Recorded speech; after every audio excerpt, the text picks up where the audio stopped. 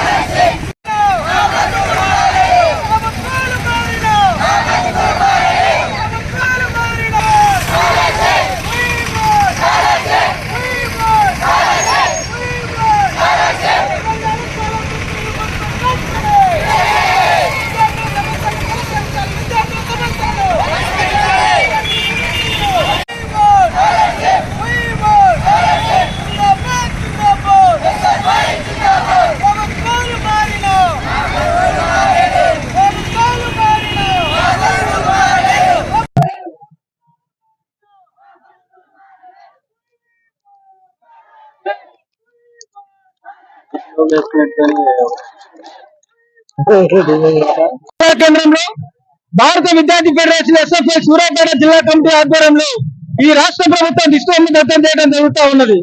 ప్రభుత్వాలు మారినా విద్యార్థుల బతుకులు మారినటువంటి పరిస్థితి ఉన్నది. విద్యార్థుల సమస్యలు జరిగినటువంటి పరిస్థితి ఉన్నది. ఇంతవరకు కూడా విద్యార్థులకు ఇవ్వాల్సినటువంటి స్కాలర్షిప్ రీయింబర్స్మెంట్ 7,000 కోట్ల రూపాయల స్కాలర్షిప్ రీయింబర్స్మెంట్ ని ఈ ప్రభుత్వాలు పెండింగ్ లో ఉంచినటువంటి పరిస్థితి ఉన్నది. గత ప్రభుత్వం పెండింగ్ లో ఉంటుంది.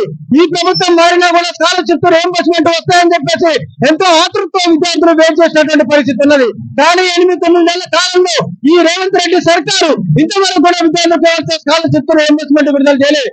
అదేవిధంగా నెట్ ఛార్జీలు సంక్షేమ హాస్టల్లో ఉంటున్నటువంటి విద్యార్థులకు ఈరోజు కాస్మెటిక్ ఛార్జీలు కూడా విడుదల చేయనటువంటి పరిస్థితి ఉన్నది. కాబట్టి తక్షణమే 7,000 కోట్ల స్కాలర్షిప్ రీయింబర్స్మెంట్ ని నెక్స్ట్ కాస్మెటిక్ ఛార్జీలు రిలీజ్ చేయాలని చెప్పేసి ఈ సందర్భంగా ఈ రాష్ట్ర ప్రభుత్వాన్ని డిమాండ్ చేస్తా ఉన్నాం.